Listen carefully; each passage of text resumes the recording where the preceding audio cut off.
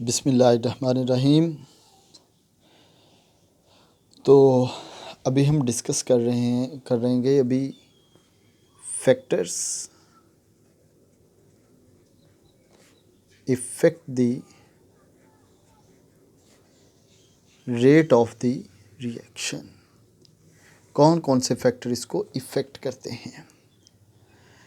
अच्छा, मेजरली बेटा दो ही फैक्टर वैसे तो इफ़ेक्ट करते हैं, बाकी की भी इफ़ेक्टिवनेस है तो, लेकिन जो मैक्सिमम इफ़ेक्टिवनेस है, जो मैक्सिमम इफ़ेक्ट करते हैं, वो दो हैं। उनमें से एक है कंसंट्रेशन ऑफ द रिएक्टेंट, एक है कंसंट्रेशन ऑफ द रिएक्टेंट, और दूसरा जो है वो है temperature of the system. Majorly जो इफ़ेक्ट होता है वो कंसंट्रेशन और टेम्परेचर का होता है। कंसंट्रेशन इन जनरल जहाँ पर भी आएगा इसका मतलब होगा कंसंट्रेशन ऑफ द रिएक्टेंट। अब हमें जो सबसे पहले डिस्कस करना है, जो मैं आपको बताना चाहूँगा, वो होगा अबाउट द कंसंट्रेशन। कंसंट्रेशन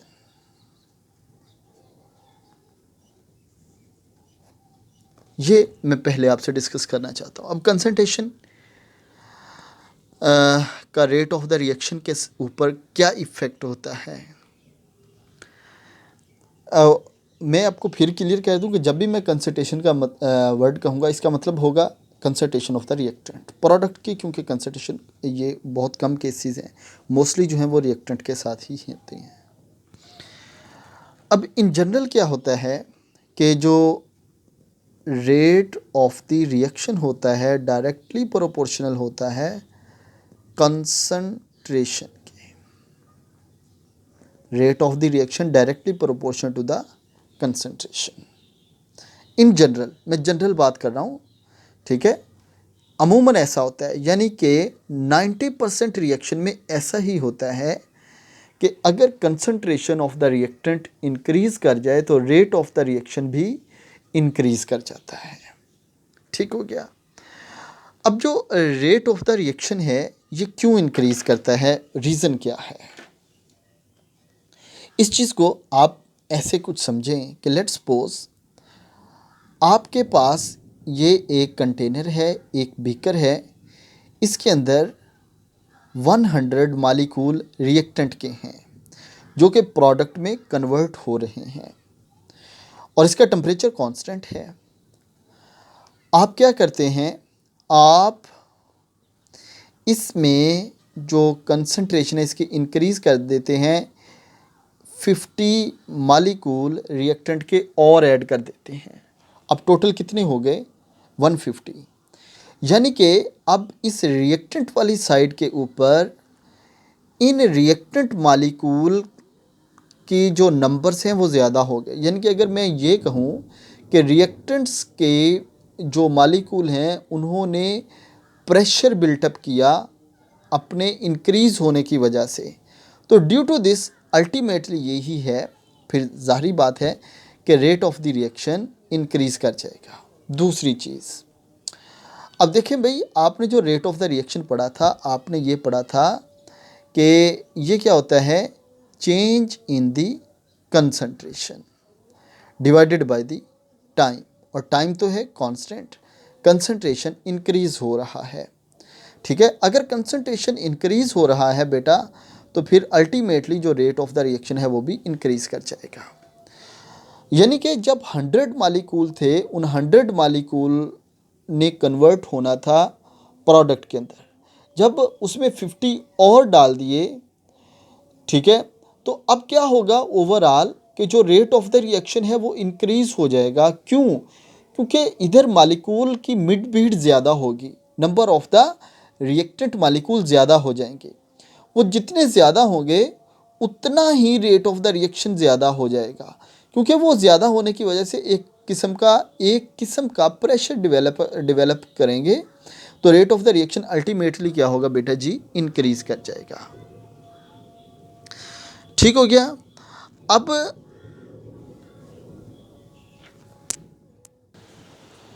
अच्छा जी, अब लेट्स सपोज आपके पास है रिएक्टेंट ए, रिएक्टेंट है बी, रिएक्टेंट है सी, यानी कि आपके पास 3 रिएक्टेंट हैं।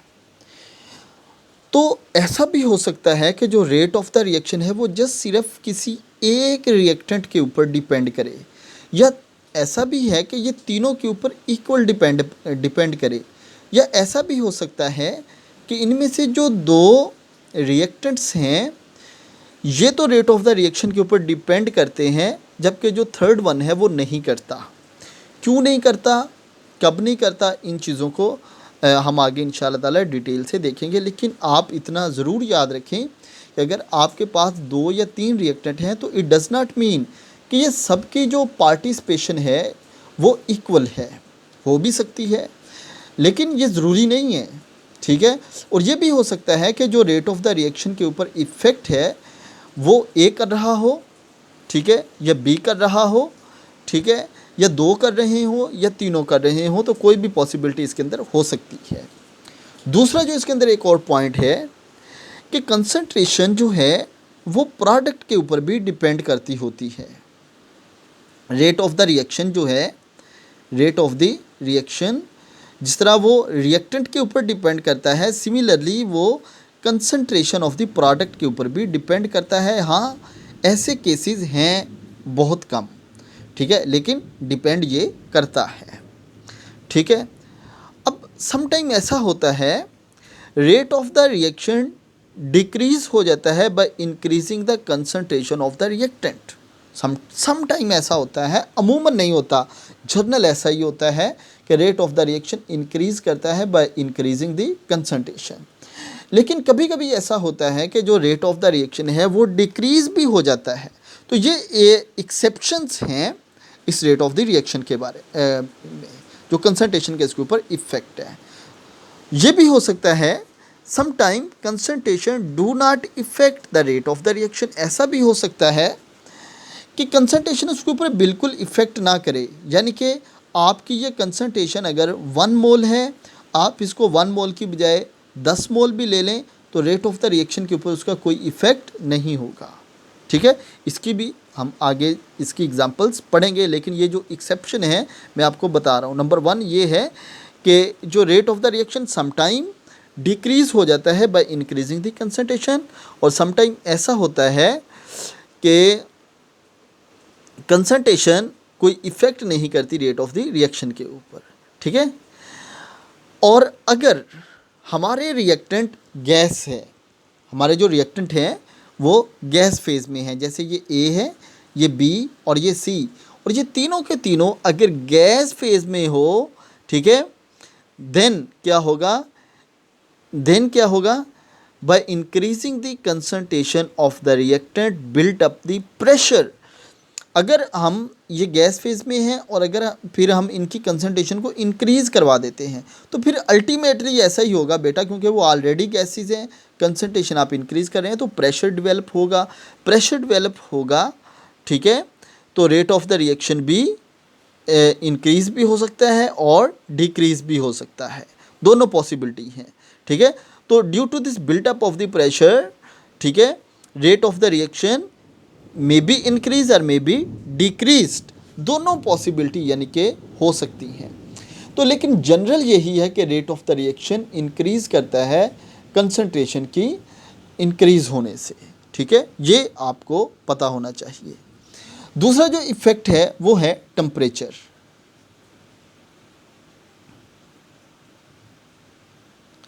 और temperature is also directly proportional to the rate of the reaction. ठीक है ना। जैसे बेटा आप टेम्परेचर इंक्रीज़ करते हैं, rate of the reaction increase करेगा, rate of the reaction increase करेगा। ठीक है, क्योंकि टेम्परेचर जो है ये स्पीड अप करेगा ना, ये ज़्यादा एनर्जी प्रोवाइड करेगा ना सिस्टम को। अब लेट्स सपोज हमारे पास है एक रिएक्टेंट है ए बी, दूसरा हमारे पास रिएक्टेंट है एक्स वाई, ए बी और एक्स वाई, और इन दोनों का होता है रिएक्शन। तो हमारे पास बनता है भाई, हमारे पास बनता है ए एक्स एंड बी वाई। ये हमारे पास दो कोई भी रिएक्टेंट बनते हैं, ये हमारे पास कोई दो प्रोडक्ट बनती हैं। ठीक है, जब हमने इसका टेम्परेचर इंक्रीज़ किया तो ultimately rate of the reaction in general increase ही होता है और वो इंक्रीज़ ही होगा। अब इस केस में क्या हुआ, आपके पास है ये दो रिएक्टेंट और इनके दरमियान है कोवलेंट बॉन्ड ए और बी, और दूसरा है आपके पास एक्स और वाई। आपने जब इसका टेम्परेचर प्रोवाइड किया, इंक्रीज़ किया, तो क्या होगा कि ये जो है ए और बी, इसके दरमियान ये वाला जो बॉन्ड है ये ब्रेक डाउन स्टार्ट हो जाएगी इसकी। सिमिलरली जो एक्स और वाई के दरमियान बॉन्ड है ये भी टूटना स्टार्ट हो जाएगा, और जैसे जैसे ये बॉन्ड टूटना स्टार्ट होगा इनके दरमियान ये वाला बॉन्ड इधर से बनना स्टार्ट हो जाएगा। ठीक है, इधर से ये बॉन्ड बनना इनके दरमियान स्टार्ट हो जाएगा। ठीक है, जैसे ये टूटता जाएगा ये बनता जाएगा। तो ये देखें, ये जो ना तो कंप्लीट ब्रेकडाउन है ना ही कंप्लीट यहाँ पर बॉन्ड की फॉर्मेशन है, ये वाली जो स्टेट होती है इसको कहते होते हैं ट्रांजिशन स्टेट। इसको क्या कहते हैं बेटा जी, ट्रांजिशन स्टेट कहते हैं। और फिर अल्टीमेटली एट द एंड ये होगा कि ये जो ए और बी के दरमियान बॉन्ड है ये कंप्लीटली ब्रेकडाउन हो जाएगा और ये बॉन्ड कंप्लीटली इसकी फॉर्मेशन हो जाएगी। ये देखें जी, कंप्लीट इसकी फॉर्मेशन हो जाएगी और ये एक्स और वाई के दरमियान भी बॉन्ड टूट जाएगा। तो इस तरीके से ये रिएक्टेंट चलेगा किसके अंदर, प्रोडक्ट के अंदर। अब हमारे पास ये है क्या, ये है रिएक्टेंट, ये है ट्रांजिशन स्टेट, और ये हमारे पास क्या बन गई है, प्रोडक्ट। और अगर आप देखें इन तीनों स्टेट में से, यानी कि रिएक्टेंट, ट्रांजिशन स्टेट और प्रोडक्ट, जो ट्रांजिशन स्टेट होती है इसकी एनर्जी हाई होती है as compare to the reactant and product, दोनों की कंपैरेटिव। अब इसकी कई एक रीजंस हैं, और वैसे तो जनरली भी आप समझ सकते हैं, जब रिएक्टेंट प्रोडक्ट के अंदर जाता है तो उसको कुछ ना कुछ एनर्जी प्रोवाइड करते हैं, फिर ही वो प्रोडक्ट में कन्वर्ट होता है। ठीक है, तो जो आप एनर्जी इसको प्रोवाइड करते हैं, ड्यू टू दिस इस सिस्टम की एनर्जी इंक्रीज़ हो जाती है, इस रिएक्टेंट की एनर्जी इंक्रीज़ हो जाती है। ठीक है, तो जो ट्रांजिशन स्टेट होती है उसकी एनर्जी हाई होती है as compare to the reactant and the product. ठीक है, वो क्यों, क्योंकि हम एक सिंपल सी रीज़न आप यही बता दें तो काफ़ी है, क्योंकि इसमें आप एक्सटर्नल एनर्जी प्रोवाइड करेंगे तो रिएक्शन स्टार्ट होगा। जब आप एक्सटर्नल एनर्जी प्रोवाइड करेंगे तो ये एनर्जी एब्जॉर्ब करेगा तो इसकी एनर्जी हाई हो जाएगी, और प्रोडक्ट जो है ये एनर्जी रिलीज़ करता है, स्टेबल होता है। जब ये रिलीज़ करेगा तो ये प्रोडक्ट में ही कन्वर्ट होगा। अब इसी चीज़ को हम एक ग्राफ की फॉर्म में भी देख सकते हैं। अब लेट्स सपोज हमारे पास ये देखें जी, इधर अगर हम ले लें, हमारे पास है प्रोग्रेस ऑफ द रिएक्शन, इधर क्या है, प्रोग्रेस ऑफ द रिएक्शन, और यहाँ पर हमारे पास क्या है जी, एनर्जी। वाई एक्सिस पर क्या है, एनर्जी, और एक्स एक्सिस के ऊपर क्या है, प्रोग्रेस ऑफ द रिएक्शन। और ये एक पॉइंट है जहाँ पर हमारा रिएक्टेंट है।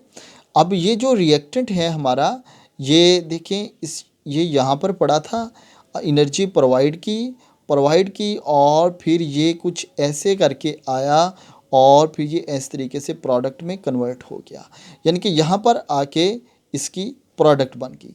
यहाँ पे रिएक्टेंट, यहाँ पे क्या है, प्रोडक्ट। और इसकी ये वाली जो स्टेट है, इस स्टेट को कहते हैं ट्रांजिशन स्टेट। इसको क्या कहते हैं, ट्रांजिशन स्टेट है ये वाली। और अगर हम यहाँ पे एनर्जी देखें रिएक्टेंट की, तो रिएक्टेंट की एनर्जी तो ये वाली है। ठीक है, रिएक्टेंट की एनर्जी तो जस्ट ये है, और प्रोडक्ट की एनर्जी ये है, जस्ट ये वाली। ठीक है। और जो ट्रांजिशन स्टेट है इसकी एनर्जी देखिए ये हाई है और इसकी एनर्जी हाई होती है। इस तरीके से इसको ग्राफ की फॉर्म में भी आप इसको रिप्रेजेंट कर सकते हैं।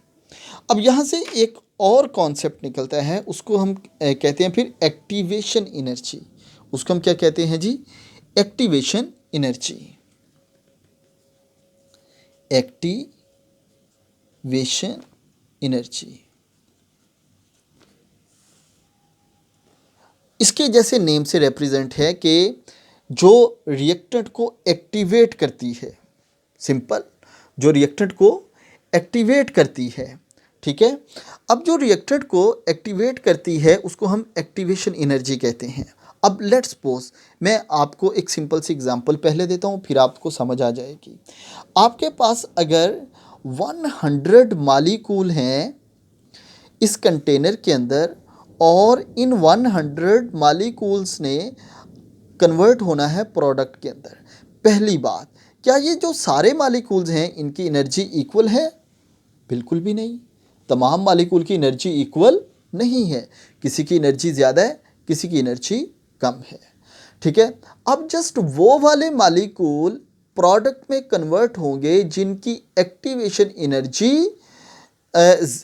एक्टिवेशन एनर्जी के इक्वल है, ठीक है। और जिनकी इंटरनल एनर्जी लो है वो उसके प्रोडक्ट में कन्वर्ट नहीं हो सकते, ठीक है। तमाम मालिक्यूल जो हैं वो इक्वल एनर्जी नहीं रखते।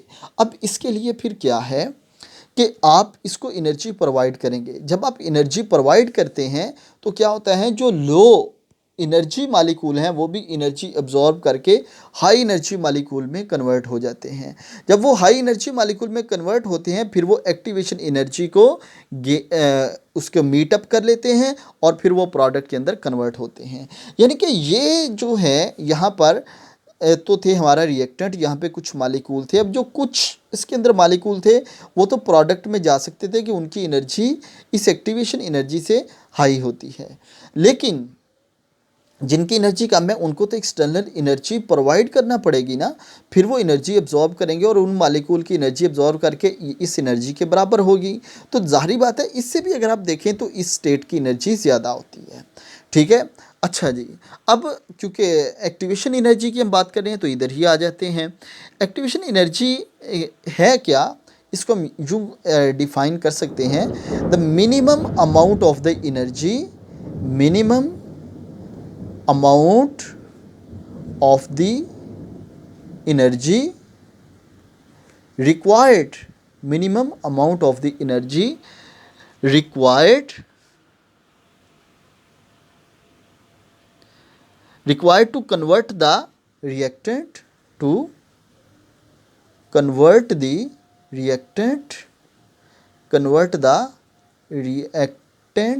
into the product. अच्छा ये मैं इतना साफ नहीं लिख रहा लेकिन मैं साथ साथ बोल रहा हूँ तो आप इसको खुद से सुन के भी लिख सकते हैं, ठीक है। तो minimum amount of the energy required to convert the reactant into the product is called activation energy या एनर्जी बैरियर। अब ये जो इतनी एनर्जी मस्ट इन तमाम मालिक्यूल को चाहिए प्रोडक्ट में कन्वर्ट होने के लिए। अब ये जो एनर्जी है ये क्या है, एक्टिवेशन एनर्जी है, या इसको कहते हैं एनर्जी बैरियर, या इसको क्या कहते हैं, एनर्जी बैरियर। अब जब तक मालिक्यूल की एनर्जी इस एनर्जी के इक्वल नहीं होगी तब तक ये मालिक्यूल रिएक्टेंट से प्रोडक्ट में कन्वर्ट नहीं हो सकेंगे, ठीक है। तो minimum amount of the energy required to convert the reactant into the product is called activation energy, या इसको एनर्जी बैरियर भी कहते हैं, या हम इसको ऐसे भी कह सकते हैं, the energy required, the energy required to start up the reaction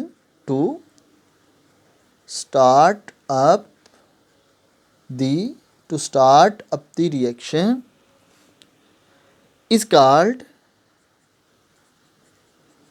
activation energy, ठीक है, कि जो एनर्जी किसी भी रिएक्शन को स्टार्ट करने के लिए रिक्वायर होती है उसको हम एक्टिवेशन एनर्जी कहते हैं।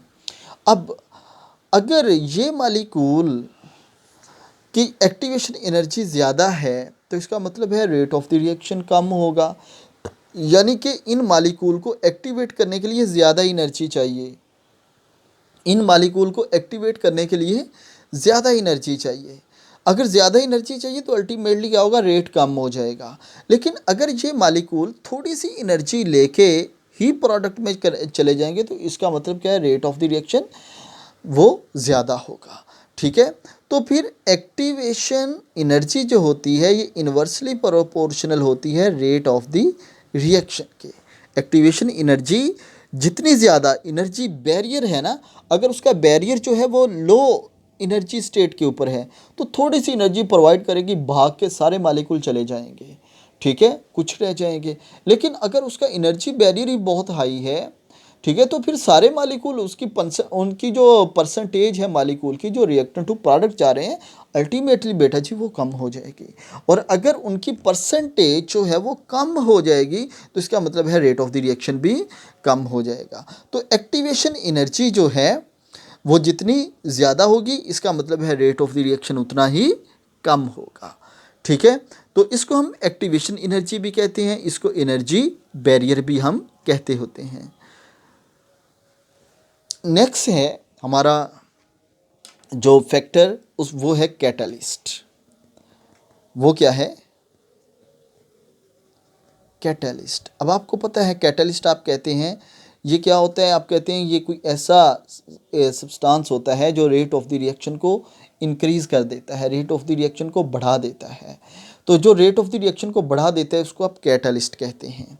इसको हम ऐसे समझते हैं एक ग्राफ से, ये देखें आपके पास है ये progress of the reaction, progress on x axis, और इधर है एनर्जी ऑन वाई एक्सिस, और रिएक्टेंट है यहाँ पर ये वाला। ये रिएक्टेंट कुछ ऐसे जाता है तो ये यहाँ पर आके हमें प्रोडक्ट मिल जाती है, ये वाली। ओके हो गया, ये रिएक्टेंट है। और यहाँ से इधर तक जो है ये क्या है, इसकी एक्टिवेशन एनर्जी है। ये क्या है, इसकी एक्टिवेशन एनर्जी है विदाउट कैटलिस्ट, विदाउट कैटलिस्ट। और अगर आप इसमें कोई कैटलिस्ट डाल देते हैं, कैटलिस्ट क्या करता है कि वो इसको ऐसे पकड़ के इधर, और ये लें जी, ये इधर प्रोडक्ट तक ले आता है। अब ये वाली क्या है, ये है activation energy with catalyst, activation energy with catalyst, activation energy without catalyst. तो जब कैटलिस्ट होता है ना तो कैटलिस्ट उसकी जो एक्टिवेशन एनर्जी है उसको डिक्रीज़ करता है। कैटलिस्ट क्या करता है, जो उसकी एक्टिवेशन एनर्जी होती है उसको डिक्रीज़ कर देता है, कम कर देता है। तो जब एक्टिवेशन एनर्जी कम होगी अल्टीमेटली क्या होगा, rate of the reaction increase कर जाएगा, rate of the reaction increase कर जाएगा। तो ये कैटलिस्ट का काम होता है, वो उसको लो एनर्जी के ऊपर लेके आता है और फिर ज़्यादा मालिक्यूल जो हैं उस एनर्जी बैरियर को क्रॉस कर लेते होते हैं। नेक्स्ट फैक्टर है जी nature of the reactant.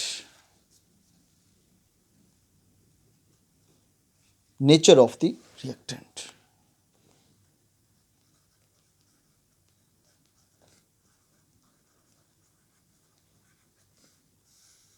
Nature of the reactant. ठीक है, इसको अब मैं अगर बिल्कुल साफ साफ बेटा लिखूंगा तो थोड़ा टाइम ज़्यादा लगेगा, इसलिए मैं इसलिए करता हूँ ताकि हम थोड़ी वीडियो में ज़्यादा पढ़ लें। तो मैं इसलिए ये देखें नेचर, मैंने कोई स्पेलिंग्स वगैरह का उसकी केयर नहीं की और रिएक्टेंट भी बस ऐसे लिख दिया। तो आप सुन रहे हैं मेरी वॉइस को तो आप इसको ज़रा देखिएगा, और रीज़न यही है, मैं इस वजह से कर रहा हूँ। अब नेचर ऑफ द रिएक्टेंट कुछ हद तक तो हम स्टार्टिंग में पढ़ चुके हैं। नेचर है जी आयनिक रिएक्टेंट, ये एक नेचर है। फिर है जी कोवलेंट रिएक्टेंट, कोवलेंट रिएक्टेंट ये दूसरी नेचर है। और हमने पीछे क्या पढ़ के आए थे कि आयनिक रिएक्शन जो होता है उसका रेट ऑफ द रिएक्शन हम फाइंड नहीं कर सकते, because this reaction is very fast. हम फाइंड आउट कर सकते हैं कोवलेंट का, ठीक है। तो ये भी है आपके पास कि अगर आपके पास रिएक्टेंट जो है उसकी नेचर ये भी डिपेंड करेगी। ओके हो गया। तो नेचर भी बहुत इफ़ेक्ट करेगी। तो अगर उसकी नेचर कोवलेंट है then rate of the reaction आएगा, अगर नेचर उसकी कोवलेंट नहीं है तो रेट ऑफ द रिएक्शन नहीं आएगा। इसी नेचर में आगे एक और थोड़ा सा इसी से रिलेटेड टॉपिक होता है, उसको आप कहते हैं homogeneous and heterogeneous reactant. Homogeneous genius and heterogeneous reactant.